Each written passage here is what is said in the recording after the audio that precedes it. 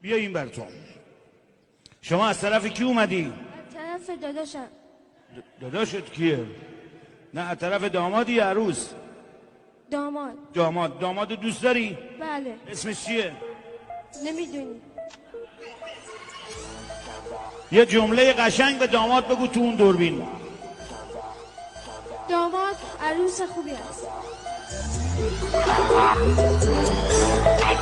یعنی این خداوکیلی آیکیوش خیلی بالاست. یه جمله قشنگ به داماد بگو. داماد مبارک باشه. بارکالله. اسمت چی بود؟ امیدرضا. برای امیدرضا یه دست بزنید. دوست داری چه کاره بشی؟ دامپزشک مال چی علی رضا؟ مال حیواناته. ای والله.